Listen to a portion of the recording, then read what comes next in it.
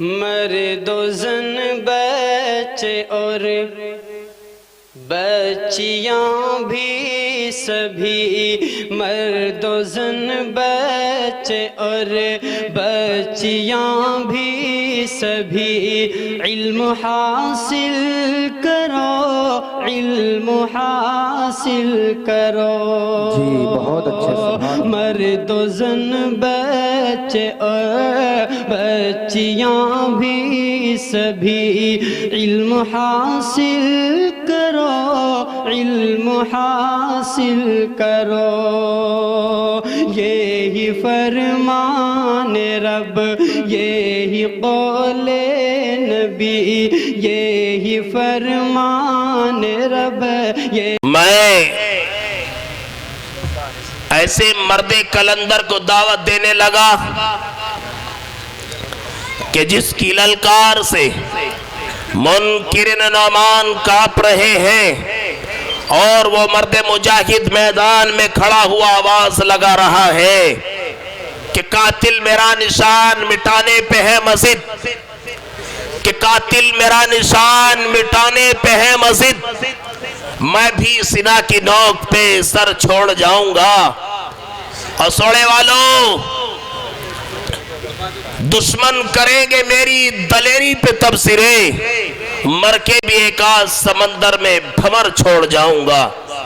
اہل سنت والجماعت کے مرکزی ناظم اعلیٰ، جن سے میری مراد میرے استاد محترم حضرت اقدس حضرت مولانا و مفتی محمد مستقیم صاحب، استاد عربی ادب جامعہ خادم الاسلام ہاپوڑ ہیں، میں استاد محترم سے انتہائی ادب احترام سے درخواست گزار ہوں کہ حضور والا کرسی خطابت پر جلوہ افروز ہو کر اپنے ملفوظات عالیہ سے ہم سب سامعین کو مستفیض فرمائیں۔ اعوذ باللہ من الشیطان الرجیم، بسم اللہ الرحمن الرحیم۔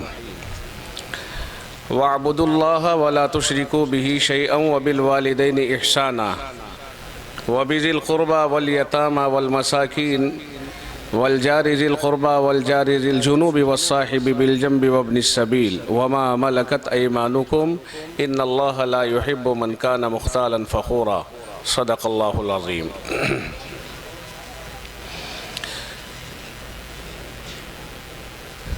آپ حضرات ذرا سا پہلے یہ سمجھیں کہ جناب محمد الرسول اللہ صلی اللہ علیہ وسلم کائنات کے دلہے سردار اور سب نبیوں کے نبی، اللہ کے سب سے پیارے اور لاڈلے،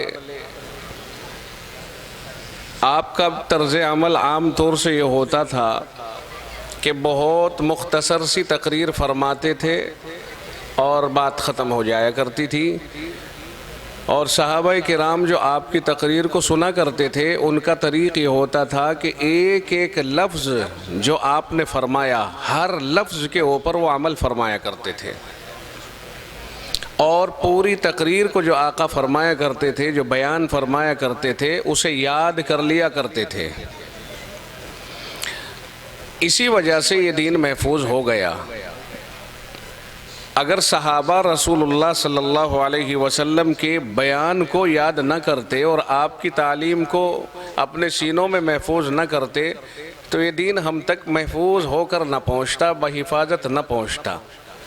تو ایک تو صحابہ کرام اپنے علم میں وہ باتیں لے آیا کرتے تھے جو آقا فرماتے تھے، اور دوسرے اس کو اپنے عمل میں لے آیا کرتے تھے جو آقا فرمایا کرتے تھے، یعنی علم پر عمل کرتے ہوئے صحابہ کرام نے اس دین کی حفاظت کی اور اس دین کو آگے بڑھایا، اور اللہ تعالیٰ نے پھر ان سے قیامت تک کے لیے اس دین کی حفاظت کرا لی۔ قرآن کریم کی جو آیت میں نے پڑھی ہے، میں اس کا ترجمہ آپ کے سامنے پیش کر رہا ہوں۔ رب ذوالجلال نے ارشاد فرمایا وَاعْبُدُوا اللَّهَ، تم اللہ کی عبادت کرو۔ تو ظاہر ہے کہ جب ہم نے لا الہ الا اللہ پڑھ لیا، محمد الرسول اللہ صلی اللہ علیہ وسلم یہ کلمہ مبارکہ پڑھ لیا، تو ہماری ذمہ داری کہ اللہ کے علاوہ کسی اور کی عبادت نہ کرے۔ ویسے جو کلمہ پڑھے اس کی تو ہے ہی، لیکن یہ علل اطلاق بات ہے کہ پوری انسانیت خدا کے سوا کسی کی عبادت نہ کرے، اس لیے کہ انسانوں کا پیدا کرنے والا جو ہے تو عبادت بھی اسی کا حق بنتا ہے، کسی اور کا حق نہیں بنتا ہے۔ اللہ کے علاوہ کی عبادت کرنے کا مطلب یہ ہے کہ خدا کے ساتھ شرک کر رہا ہے، اور ظاہر ہے کہ دو طرح سے آدمی شرک کر سکتا ہے، یا تو اس کی ذات کے ساتھ کسی کو شریک کر کے کہے گا کہ خدا 2 یا 3 یا 4 ہیں، یا پھر اس کی صفات میں شرک کر کے کہے گا کہ جو کام خدا کر سکتا ہے وہی کام یہ بھی کر سکتا ہے۔ تو وہ خدا تو 2 نہیں مان رہا ہے، لیکن خدا والے کام کسی اور سے لے رہا ہے، اس اعتبار سے کہتا ہے کہ ہم ان کی عبادت کرتے ہیں۔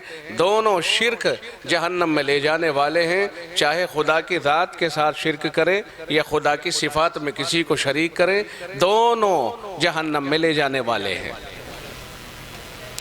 اللہ تعالی ہم سب کی اس سے حفاظت فرمائے۔ کوئی مسلمان ذات کے ساتھ تو کبھی شرک نہیں کرتا، لیکن مسلمانوں میں کہیں کہیں صفات میں ایسا ہو جاتا ہے کہ بھولے سے ایسا کوئی عمل کر بیٹھتا ہے کہ صفات میں وہ بھی کہیں نہ کہیں بس کہتے ہوئے یہ جملہ مجھے بہت زور پڑ رہا ہے کہ ایک مسلمان کی طرف اس طرح کی بات منسوب ہو، اچھا نہیں محسوس ہوتا، لیکن بہت سارے ایسے لوگ ہیں جو کمزور عقیدے یا کمزور عقیدت کے لوگ ہیں، وہ دوسری طرف جا کر کے وہ کام جو خدا کی ذمہ داری ہے، خدا نے اپنے ذمہ لیے ہیں، دوسروں سے لینا چاہتے ہیں، اور وہ کہتے ہیں کہ صاحب ہم مثال کے طور پر اپنی منتیں ان سے مانگتے ہیں اور یہ ہماری ضرورت پوری کریں گے، یہ ہمیں اولاد دیں گے یا کاروبار دیں گے۔ اس طرح کی چیزیں خدا کے سوا کسی سے نہیں مانگنی چاہیے۔ اللہ حفاظت فرمائے، ہمارے علم، عمل اور عقیدے اور عقیدت ہر چیز کی حفاظت فرمائے۔ اللہ نے فرمایا وَعْبُدُ اللَّهَ، اللہ کی عبادت کرو اور اس کے ساتھ کسی کو شریک نہ کرو۔ خدا کی ہی عبادت ہو اور خدا کی ذات کے ساتھ اور اس کی صفات میں کوئی کھلواڑ نہ ہو، شرکت نہ ہو۔ وَبِالْوَالِدَيْنِ إِحْسَانًا، اور ماں باپ کے ساتھ اچھا سلوک کرو۔ اچھا سلوک، انہیں اگر کپڑوں کی ضرورت پڑ رہی کپڑے بناؤ، بیمار ہو گئے علاج کراؤ، رہائش کا انتظام کرو، کھانے کا اچھا انتظام کرو، ہر طرح سے ماں باپ کی پوری دیکھ بھال کرو۔ ان کے سامنے کھڑے ہو کر کے اکڑو مت، انہیں ہوں ہاں نہ کرو، انہیں جھڑکو مت، ان کی باتوں کو مت کاٹو، ان کے سامنے با ادب کھڑے رہو۔ اور ان سارے کاموں کے باوجود بھی پھر اللہ سے کہہ دو مولا کریم تمام حقوق جتنے مجھ سے ادا ہو سکے ادا کرنے کے بعد اب میں اس سے آگے کچھ نہیں کر پاؤں گا، چونکہ میری بساط اتنی ہی ہے، اب تیری ذمہ داری آگے تیرے حوالے کہ تو ان پر ایسے ہی رحم کر دے جیسے انہوں نے مجھے بچپن میں پالا تھا۔ اگر ان کا مجھ پر رحم نہ ہوتا تو میں بچپن سے جوانی کی طرف ہرگز نہ آتا، میں تو کبھی کا ضائع ہو جاتا۔ یہ ماں باپ کے لیے آخر میں دعا بھی کرے۔ آگے قرآن کریم کہتا ہے وَبِذِي الْقُرْبَى،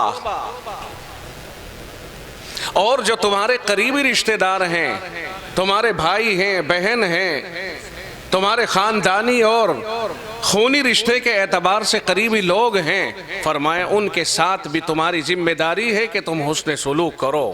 آج کل دکھ کی بات ہے کہ بھائی بہنوں سے جدا ہو جاتے ہیں اور جھگڑا کر کے ان سے قطع کلام کر کے اور معاملہ ایسا کر لیتے ہیں جیسے یہ ہماری بہن نہیں، گویا یہ ہماری دشمن ہے۔ نہیں، بھائیوں کا پیار بہن کو چاہیے۔ وہ دوسرے گھر رہنے لگ گئی، گھر جو آبائی اور پیدائشی ہے وہ بھائی کے پاس رہ گیا۔ اگر تم اس کے ساتھ اچھا سلوک نہیں کرو گے تو وہ اپنے گاؤں کے دیدار سے بھی محروم ہو جاتی ہے۔ بہنوں کی آنکھوں میں آنسوؤں کا آنا یہ بھائیوں کے لیے بدفعل ہے۔ اس لیے بھائیوں کو اپنی بہنوں کے ساتھ میں ہمیشہ پیار اور محبت کا برتاؤ کرنا چاہیے، اور جو اور قریبی تعلق دار ہیں، بھائی، رشتہ دار اور اپنے چچا تائے، ان سب کے ساتھ حسن سلوک کرنا چاہیے۔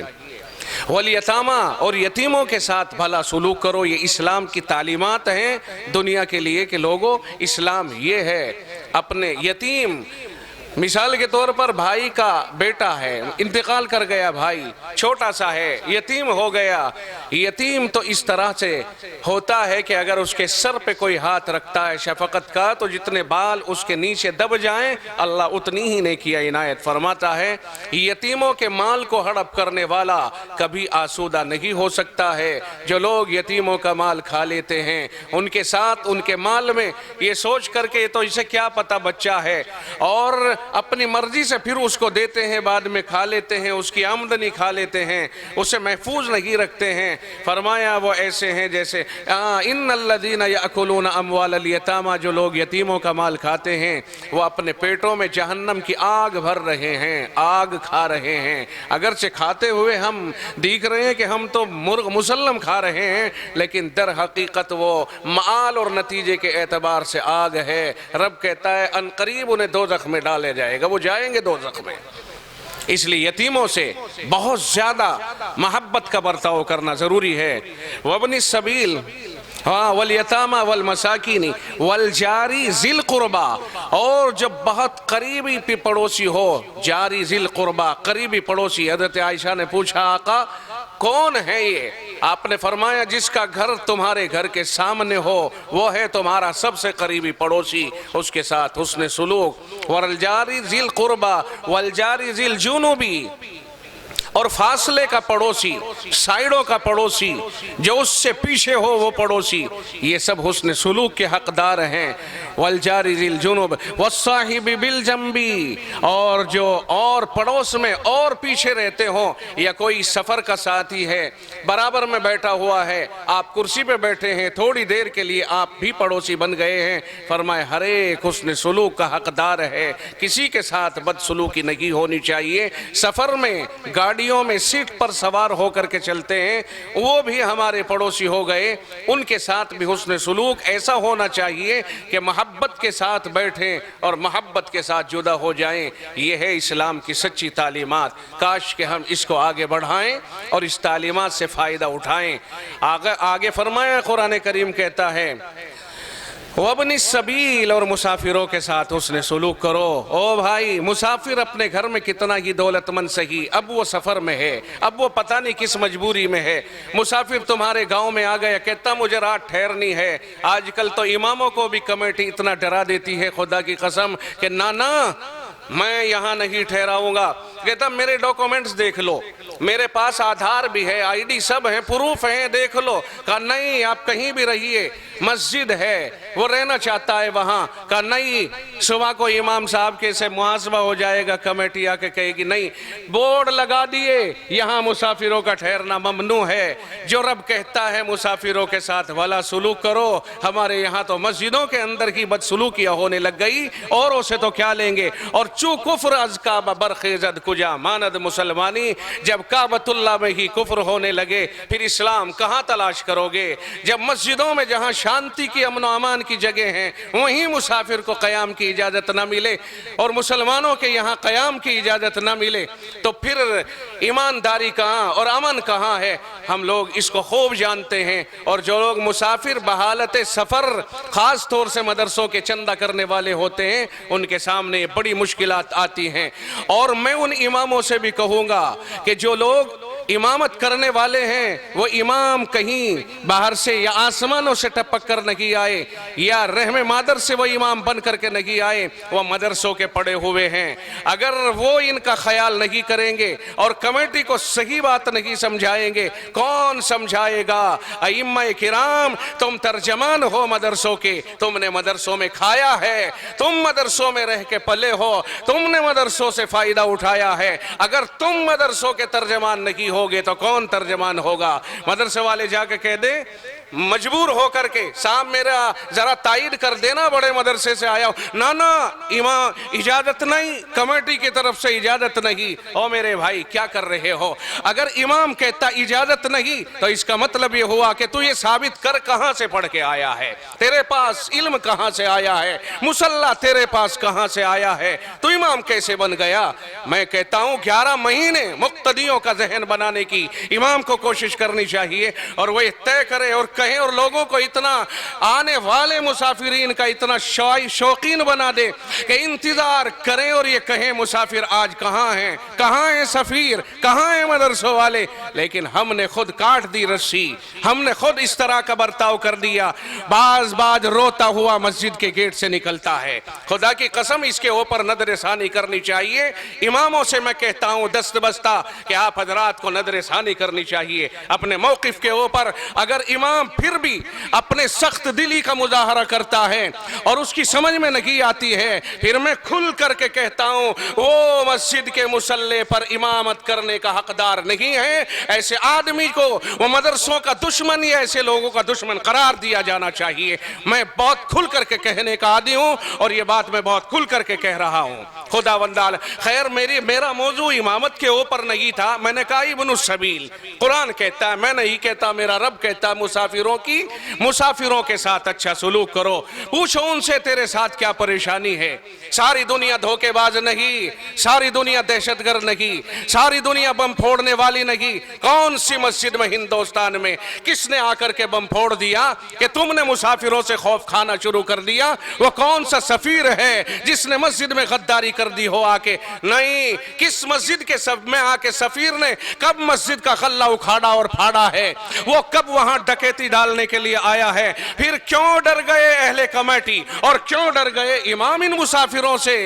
हम कहते हैं इनकी मदद करो, इन्हें रोको, इन्हें ठिकाना दो, इन्हें रोक इंतजाम करो। इंतजाम इनके लिए मुनासिब इंतजाम होना चाहिए। हर मस्जिद में मुस्तकिल एक मुख्तस कमरा होना चाहिए कि आने वाले सुफरा के लिए ठहरने का है। कौम अगर आप नहीं ठहराओगे कौम मुस्लिम तो इन्हें कौन ठहराएगा? ये अपने घरों से बेगाने होते हैं और कौम के बच्चों ही के लिए होते हैं। दीन इस्लाम के फरोग देने के लिए अपने कंधे पे ये बार लेके चलते हैं और अपने आप को इसके लिए ये गोया वक्फ कर देते हैं। आप अपने घरों में रहते हो, ये दर्द बदर होकर दर दर की ठोकरें खाते हैं। किस लिए? थोड़ा सा चंदा हो जाए और जाकर के मदरसे में जमा कर दे, बच्चे पढ़ेंगे, खर्चा उठेगा, मदरसे चलेंगे, तामीर होगी। अगर आप इन्हें मशकूक समझोगे फिर बताओ मुझे इनकी इमदाद कौन करेगा और इन मदरसे वालों को पनाह कौन देगा? और सुन लो, अगर रब्बे जुल जलाल को इस अदा के ऊपर नाराजगी हो गई फिर बताओ हमारा ताउन कौन करे और हमारा पीछा कौन छुड़ाएगा? अगर रब ने एक बार भी अपना फैसला कर दिया, याद रखिए, ना कोई कमेटी, ना कोई इमाम, ना कोई मुआविन, ना कोई मुखालिफ, फिर मसला कुछ और ही हो जाएगा। अल्लाह हिफाजत फरमाए।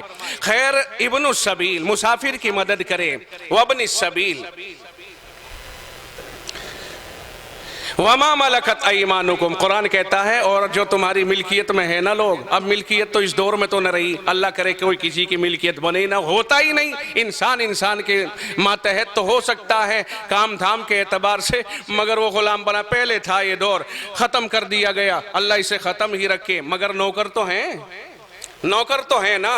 नौकरों के साथ, मातहतों के साथ हुस्न सुलूक करना ये उसकी जिम्मेदारी है जिसे अल्लाह ने बड़ा बनाया है, जिसके हाथ में जिम्मेदारी डाली है। नौकरों से काम लेकर के शाम के वक्त में कह दिया कल पैसे ले लेना, ठेका दे दिया था, ठेका जिस वक्त में पूरा हो गया हिसाब के वक्त में 4 दबंग बिठा लिए और उसे मार दिया मजदूर को और उसे दबा दिया ठेकेदार को। कहता नहीं यार इतना नहीं, कम कर, इसमें 1.25 लाख है, चलिए 1 लाख में हमने फैसला कर दिया। हराम है अगर कोई इस तरह तयशुदा के खिलाफ करता है। और मजदूर के बारे में तो आका ने फरमाया आतुल अजीर अजरहु क़ब्ल अन यजुफ़्फ़ अरक़ुहु, फरमाया अल्लाह के नबी ने कि मजदूर को मजदूरी पसीना सूखने से पहले दे दो। जो बड़ी बड़ी बिल्डिंगों के मालिक बने बैठे हैं, बंगलों में बैठे हुए हैं, वो मजदूरों की मजदूरियां मार लेते हैं बाज दफा। और मजदूर की मजदूरी मार कर जिसने सर पे अपने गारा, सर पे अपने तशले रख करके और कंधे पे उसने तुम्हारे सरी और लोहे और इंगट रख करके और ये गाटर रख के और ईंटें रख करके बिल्डिंग को 4 मंजिला बना दिया, उस मजदूर की मजदूरी मारने वाला कभी आसूदा नहीं हो सकता। कुछ दिनों के बाद कहता मौलवी साहब तावीज दे दो, कारोबार बन गया। मैं कहता हूं तू बंधेगा, कारोबार ही नहीं बंधा, अभी तो गड्ढे में उतरेगा। पहले उस मजदूर की मजदूरी दे। कहा तेरे ऊपर किसी ने जिन्नात नहीं छोड़े, जादू नहीं कराया, किसे फुर्सत रखी है जादू छुड़वाने की और जिन्नात छुड़वाने की, और किसी के ऊपर सहर कराने की, अपनी ही नहीं वो सीधी की जाती, दूसरों के पीछे कौन लगेगा। बात यह है कि उसने ऐसी हराम कारियां कर रखी है कि खुदा नाराज है, खुदा को राजी कर ले, सारे कारोबार खुद ब खुद खुल जाएंगे। जिस रब के हाथ में कारोबार है वो बांधना और खोलना ये सब उसी की जिम्मेदारी में है। इसलिए मेरे भाई मातहतों के साथ कभी जुल्म रवा नहीं होना चाहिए। 4 आदमी बैठ के मजदूर को न मारे। अगर 1,22,000 का है, कोई ये भी कह सकता है यार चलो 25 दे करके छोड़ो, तेरा तो अल्लाह ने बड़ा काम। उसे कहते नहीं 20 ले ले, 2 छोड़ दे। क्यों मजदूर से क्यों छुड़वाते हो? मालदार से कहो 3 जायद दे दे, तू तो अल्लाह ने गुंजाइश वाला बनाया है। ऐसा कोई नहीं कहता। ये अगर गलत की हिमायत करते हैं, ये हिमायती भी जालिम है और ये मालिक भी जालिम है, और इस जुल्म की तो सजा मिलकर रहेगी। इस्लाम है ये, किसी के बाप की जागीर नहीं है। जो बात है बहुत खुली हुई है, यहाँ कोई ढकी छुपी बातें नहीं है। अल्लाह ताला फरमाता है इन्नल्लाह ला युहिब्बु मन कान मुख्तालन फखूरा, अल्लाह किसी इतराने वाले और फख्र करने वाले को कभी पसंद नहीं करता। व आखिरु दावाना अनिल हम्दुलिल्लाहि रब्बिल